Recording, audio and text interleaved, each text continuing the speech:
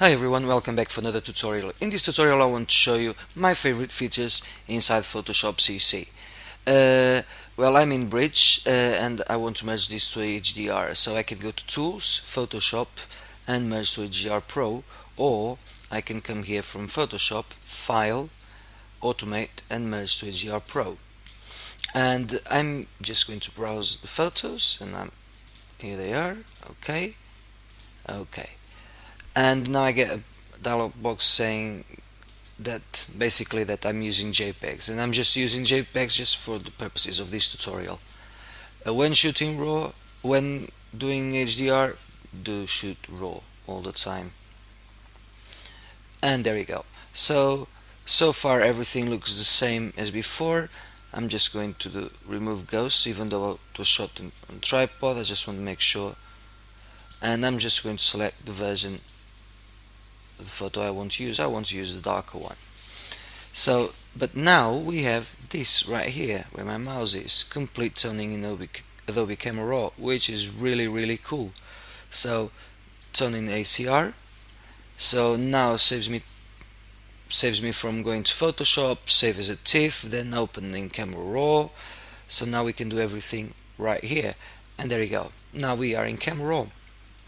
Well, if I was using a RAW file, I could change the white balance more accurately, obviously, but it's fine in here as it is. I'm just going to warm up slightly.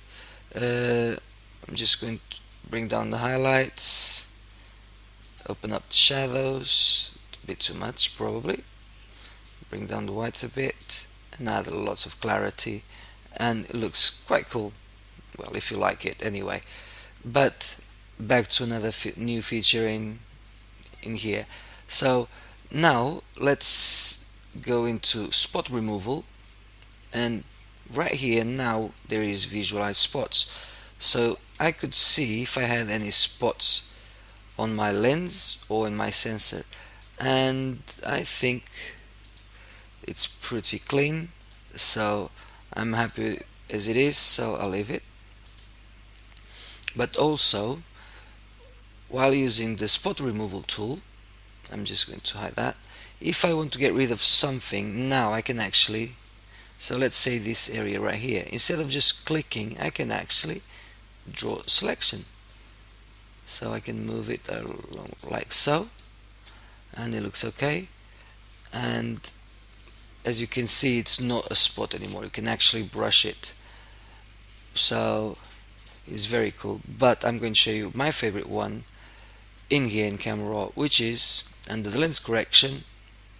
We go into manual, and in here we already had these sliders right here, but now we have upright, and we have the automatic, which will automatically try to align them vertically and horizontally best way possible, and just adjust the levels, the level and vertical, and both.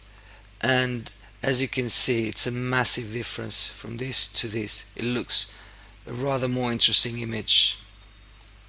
So I'll stick to that. I'll click OK, and now I'm back in Camera Raw. And the thing is, Photoshop added straight away a layer mask, so if I want to do any changes, I can, just painting on the layer mask, or probably just double clicking in here, I can change the blending mode, change the opacity. Obviously I wouldn't do because I distorted the image, but as you can see, very cool.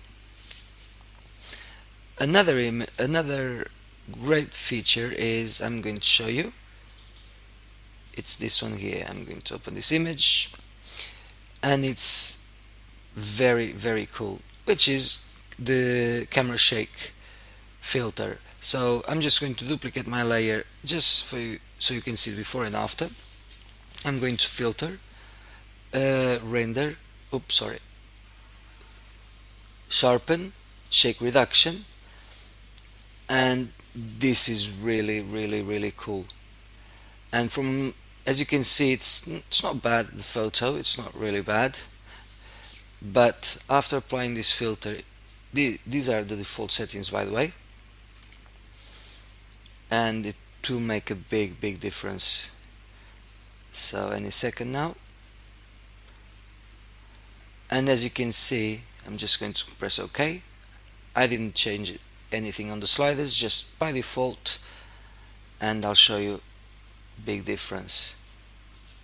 So as you can see, I'm just going to zoom in, before and after, and it's really cool. Another feature I like, and it's so simple yet so cool. I'm just going to grab a brush, so I'll just grab this brush right here.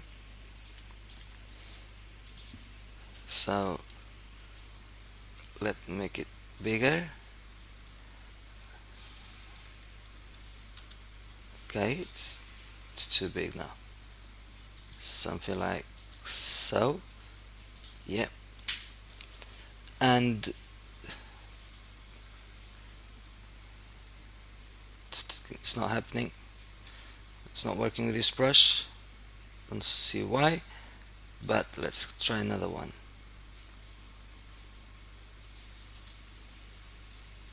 So